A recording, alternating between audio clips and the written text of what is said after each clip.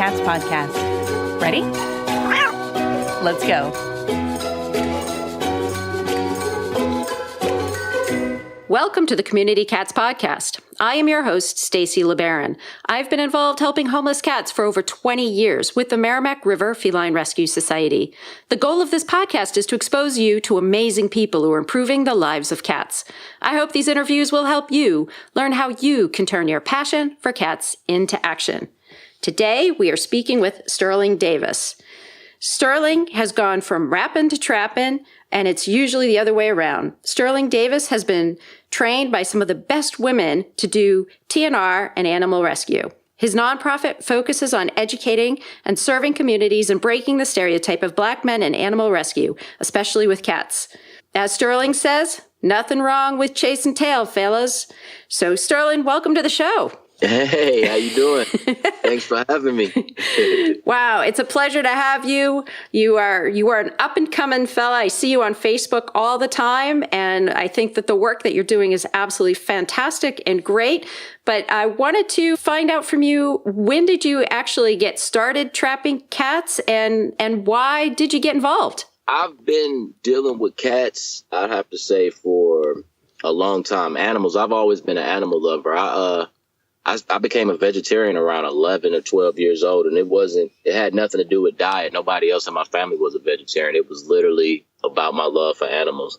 So I've been involved around animals and loving them forever, but it wasn't until about 5 or 6 years ago I started working with a shelter in between waiting for tour, because like you said before, I did music. So in between tours, I went to a shelter to work for a second and got hooked on the TNR program and the cats. Where exactly are you located? Atlanta, Georgia.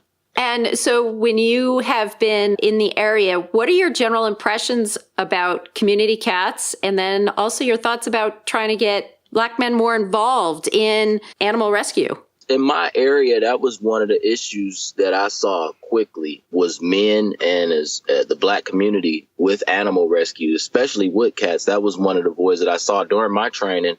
I started off just scooping litter boxes and everything. And the CEO of the company at the time let me know that she wanted me, that I was good with people, and she thought that I would be great for outreach and TNR program, leading that off.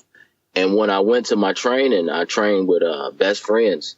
And when I went there, I realized that I was the only me there. I didn't see anybody else. So I was like, man, I gotta feel it's a void, because if cats are just looked at as a single woman, single ladies thing, then, we're missing ideas and the efforts and the donations and volunteering of men in the Black community. So that's one of the main things, the voids that I saw, and I wanted to jump right on quick. And it's not just in Atlanta. I've been able to see this most places. Right. No, I would say in general, if you go to any conference out there, it's going to be filled with 70% women. I would say in the C-suite, at the CEO level of the larger organizations, you will see a fair amount of men in those positions, but pretty much white men in general. The workforce is definitely full of women. And then also that volunteer corps that we have, who are really the people that are dealing with community cats, has that, I hate to say it, but the crazy cat lady moniker. And it needs to be everybody. Everybody feels empowered to be able to help community cats. And I think that's one of the things that you're bringing to the table, which is that helping community cats, TNR-ing cats, is something that everybody can do. You don't have to be involved with the shelter. You don't have to be a certain type of person. It's something that we should just all be doing because it's the right thing to do for the cats. Is that correct? Exactly. You don't lose cool points for compassion. And that's something that, like you said, with the crazy cat lady deal, I really want to get rid of that, because it's not one person's job. It's not about a sex or race or age.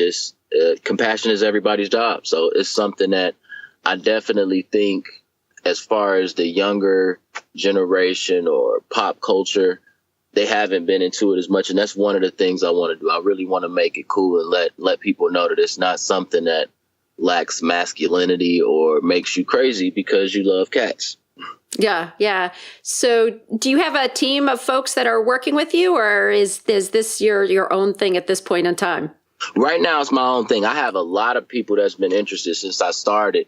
I've had a lot of people reach out to me. I've currently teamed up with Java Cats Café out here in Atlanta, and what we're doing is we want to show the complete TNR process. And so basically, with Trap King, I can do the TNR, show the process of how that's done, taking the cat to the shelter, getting him spayed, neutered, vaccinated, and then the process of having them adopted through Java Cats.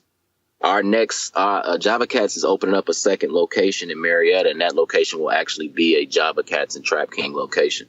That's fantastic. We had Haydn Hilton on the Community Cats podcast, probably about 6 or 8 months ago. And if you just go to the communitycatspodcast.com website and in the search bar put Java Cats or Haydn Hilton, you can listen to that show. It was great finding out how to start and run Cat Cafe. It's amazing how they're sprouting up all around the country. And I'm a firm believer in having community cat centers. I think we're at this point where we need those in every community to be able to provide information that you're talking about right now. And the Cat Cafe model might be just the place to do that. I agree. That was one of the reasons why Hayden and I teamed up, is because her approach, cat cafes are a different approach just for people to go and interact with the cats. And I think that's another thing that I want to get out, just different avenues and approaches to let people know that you can interact with cats, and it's fun, it's cool. It doesn't have to be just a specific type of people. So her approach, Java Cat's approach, any cat cafe, I think just different approach will draw different attention. And that's more attention for the cats. So when you're in Atlanta, I would assume as the word gets out about you, more people call you about different colonies and stuff. Are you doing these educational programs to try and teach folks how to do this trapping on their own? Or are you the man on the streets doing all the trapping? Well, I'm trying. The goal is to teach everyone that they can do it on their own. I mean, everybody does want the king to come out and do some trapping, but when I first come out, the first things that I do is to let people know, is to educate, let people know that they can do it on their own. I usually speak and do presentations for the HOA or the apartment complex that I'm in. I usually do presentations and teach them, show them exactly what I'm doing, let them know the whole process, and inform them that they can do it as well, because that's the main thing I want people to know, that you don't have to be a trap king. You don't have to be me in order to do it. I want people to understand that it's fun and it can be done. It can be rewarding in a lot of different ways. So if I could show that, that's the main thing, outside of, people do just call and say, no, we want you to come. I know I can do it, but I want you to come. we want the full service. Yeah, we want the full service. So I'm trying to get people at the new location. I'll be doing a lot of TNR classes as well as cat nutrition classes at our new location, and just getting people more involved and letting them know that they can do it on their own as well. It's not anything special other than just love and passion for it that you want to do it. So that's what it is with me. Many of our listeners are trappers around the country, and they are always hungry for information and tips on successful trapping tips.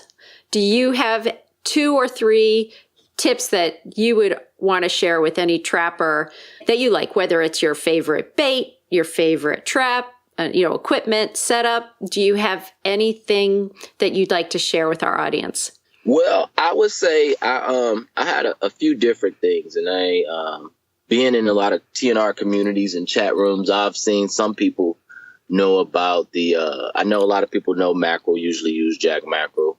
A few people have heard the KFC thing. The skin off of KFC will actually, it works well for whatever reason. I don't know what they put in the chicken for that, but it works well. It does trap. But a crazy story. One thing that I did, I trapped a cat without any food one time, and it was with the red laser pointer.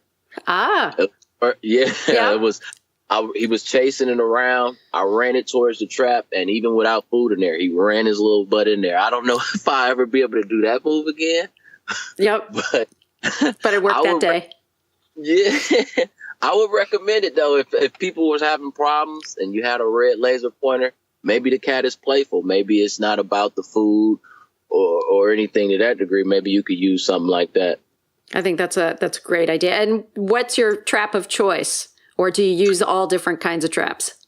Well, being a nonprofit, people donate. So I have had people donate have a heart traps, but I prefer True Catch. The True Catch traps are they pretty good. The only thing that I've heard about it is maybe if you flip it over, then the rings may allow the cat to get out, but it would literally have to flip upside down. So I think I really like the True Catch traps. Yeah, a lot of people use ties to keep that door tied down.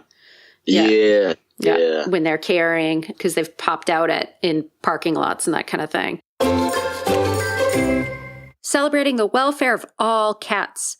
The International Cat Association is the world's largest genetic registry of pedigreed cats and the #1 registry for non-pedigreed cats and kittens, known as household pets. Whether you adopt or shop, the International Cat Association is the one-stop shop for all cat lovers. The International Cat Association is more than 6,000 members in 104 different countries who all speak the language of cat lover by helping make an impact on the health and welfare of all cats. Members serve to educate and foster responsible spay-neuter awareness in local communities and are active volunteers at local animal shelters and outreach programs for schools and/or senior and disabled citizens. The International Cat Association members also take active roles in numerous citizen advisory groups to foster responsible legislation regarding the health and welfare of cats. To learn more about the International Cat Association, go to www.tica.org. Do you struggle with self-care and taking time for yourself? Recharge and reconnect with your passion at the Rescue Me Retreat, a 4-day, 3-night getaway for animal caregivers, volunteers, and activists that focuses on managing compassion fatigue and burnout. During the retreat, you'll be surrounded by a small group of people that share your passion for helping animals.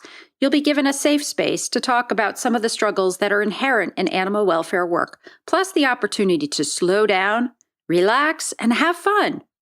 The Rescue Me Retreat will be held from June 29th through July 2nd on beautiful Lake Michigan and includes healthy meals, nature hikes, massage, group activities, and discussions, one-on-one sessions with compassion fatigue therapist Jennifer Blau, access to the beach and water activities, yoga, and more. Learn more at thecompassionfatiguepodcast.com/rescue-me-retreat and get $100 off if you register before April 1st.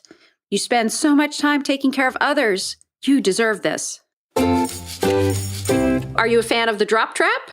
I am. It depends. Usually with the drop trap, I go with the regular True Catch, but I have used the drop trap before depending on the cat and the situation. Some of them are too smart. Sometimes you have to use the drop trap. I mean, you got to be ready to use whatever type of trap depending on the situation. A lot of times I've had to use the little smaller squirrel traps that they're usually for, but it was kittens. And a lot of times with the bigger Have a Heart or True Catch traps, a kitten or a smaller cat may not be as heavy to set the trap off.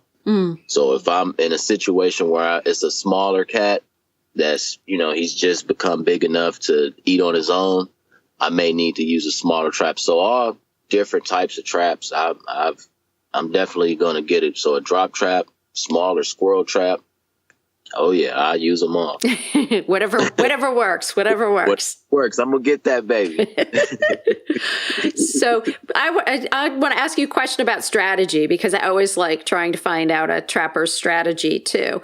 When you go into a colony, do you try and do like a large scale mass trapping, or are you dependent upon the gifts of the clinic scheduler in terms of, I'll take 3 appointments today and 2 appointments tomorrow? Or are you in a situation where you're able to do like a 10 or 20 cat day? I can do a lot. I definitely have to speak with the clinics and vets. But one of the things about Trap King that I want to do is show people that we all work together in this community. A lot of times, I know on another show you all were talking about compassion fatigue and burnout, and that's another thing that I want to work against. And that I think that happens when we don't work together a lot. So I work with a lot of different clinics and shelters.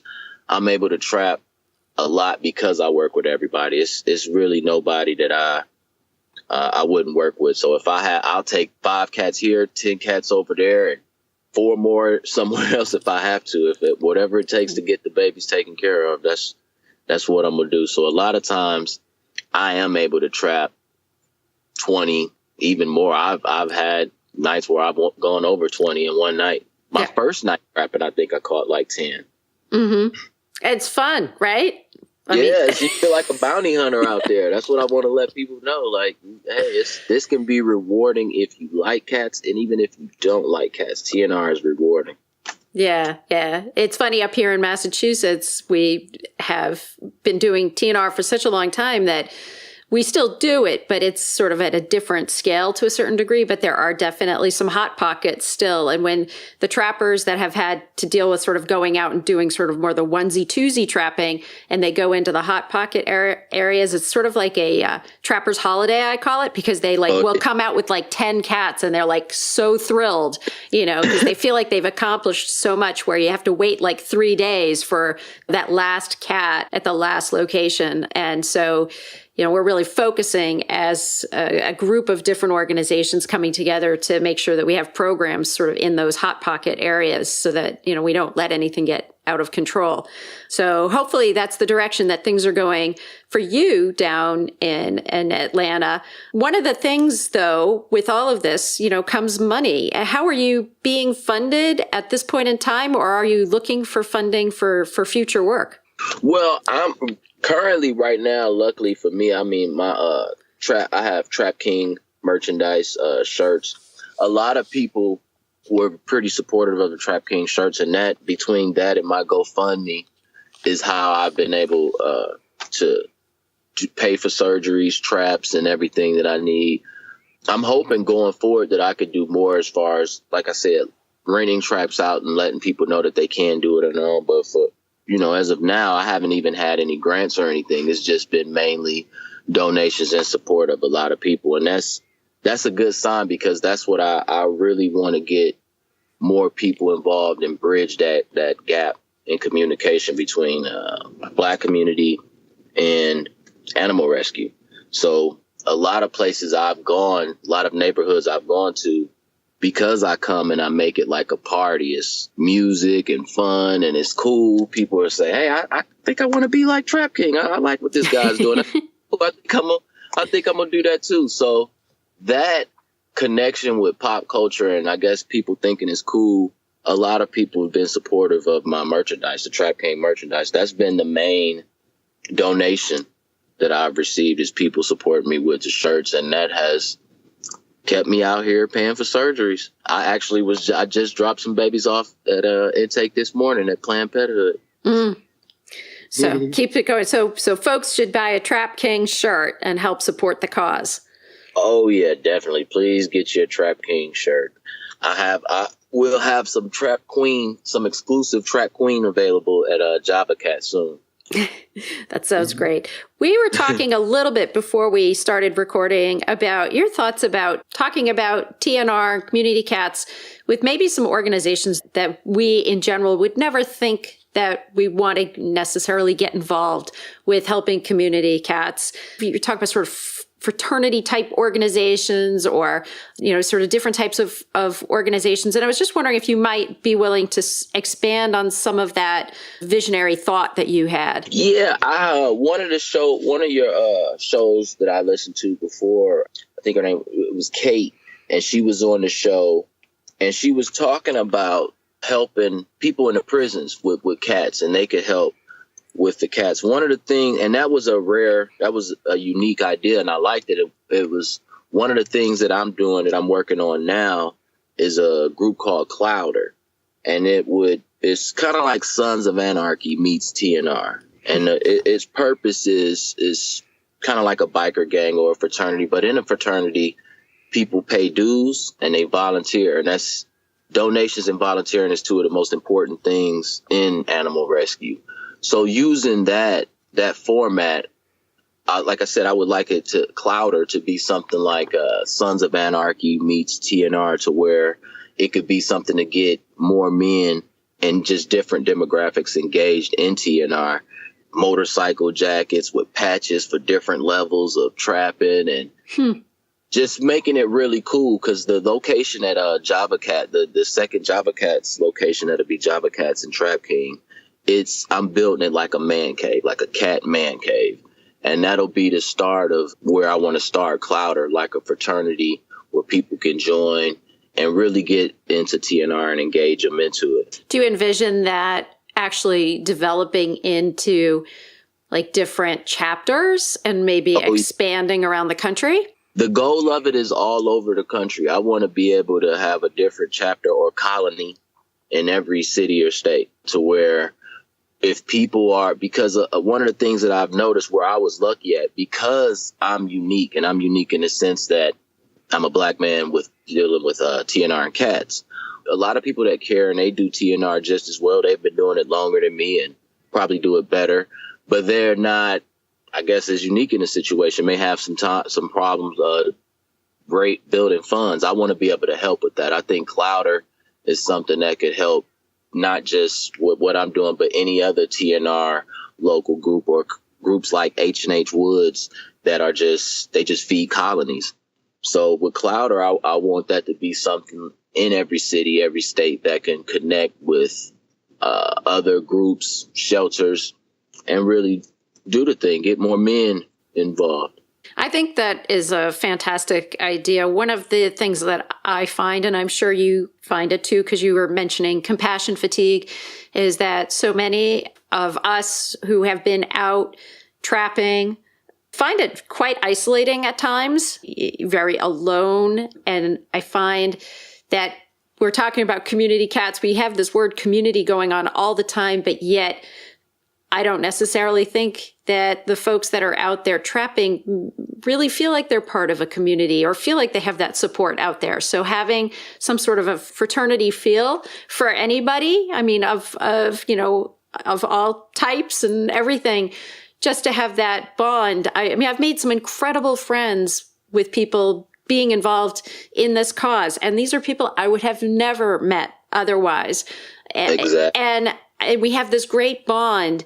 And I feel like there's a large percentage of the us out there that doesn't have that feeling. Mm-hmm. And that's one thing that I want to change.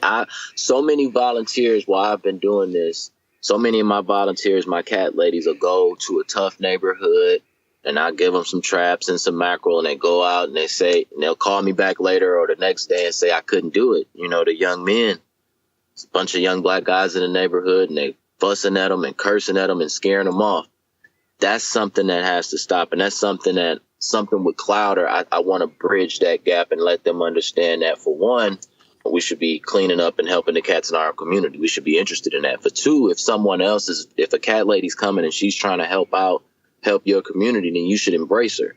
And if it takes something like Clowder, if she has to look cool to do it, then I can be that cool for her. I can help her so that we don't have to deal with that issue. Because I've had a lot of that happen where my cat ladies go to certain neighborhoods and they aren't as accepted at all. They're kind of ran out. And that's something, even here in Atlanta with just Trap King starting out, I can see a difference in. I've been able to say, hey, look, it's more like a party, man. These ladies are cool. They coming over here. They doing this.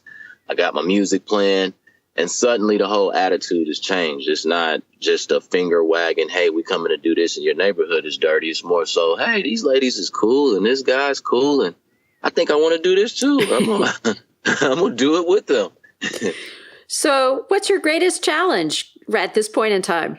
Believe it or not, my greatest challenge has been some of the TNR animal rescue community have been a little afraid of me a little bit because of the verbiage, the Trap King, and my approach is a little edgier. So that's been one of the things, believe it or not. Some people have not been too fond of my edgier approach, but I do hope that people understand that, you know, even the term Trap King, everything that I'm doing is to gain more attention and then different demographics. It's totally passion and love. I know my edgier approach. Sometimes people have said, hey, don't say that. Don't say it like that. But some of the cat ladies that train me have pretty foul mouths. And, and it's okay. It's not as bad. I do want people to know that I'm not a lack of being able to express myself or just vulgar for no reason. It is a method to my madness. So that's the issue. If anything, I probably had the most people coming and calling or sending me text messages saying, now, Sterling, did you have to say that like that? Could you ease up on chasing tail? That's a little... So. It's great to have a play on words, yeah. and it makes it fun. And, obviously you're a fun guy and you have performance in your background. I think the music is great. And creativity is something that we need. That's what you have to be, is creative when you're out on the street. You're problem solving all the time because you're negotiating with different people. Everybody's got different passions, attitudes, ideas. Then they're the cats with their challenges. So you have to be creative all the time. So you have that skill set going on. And the more we can get out in all the different ways, the better. I used to tell people when I was managing a shelter and people would complain about how Sally Sue was cleaning one litter box one way versus another way. And I said, you know what? We all brush our teeth the different way, but the important part is at the end of the day, the teeth are clean. Exactly.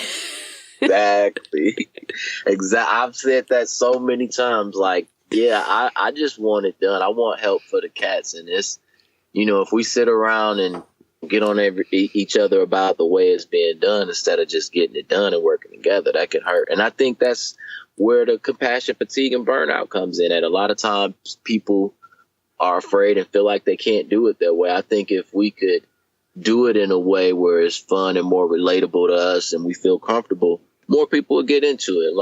Like I said, with Haydn and Java Cats, that's one way. It may be, like you said, community cat centers. It's so many different ways and so many different approaches. And I think if everyone feels like their way could be helpful, it feels good. It hurts to feel like you try something and someone says, well, that's not how you do it. That's not right. You're doing it wrong. You're wasting your time.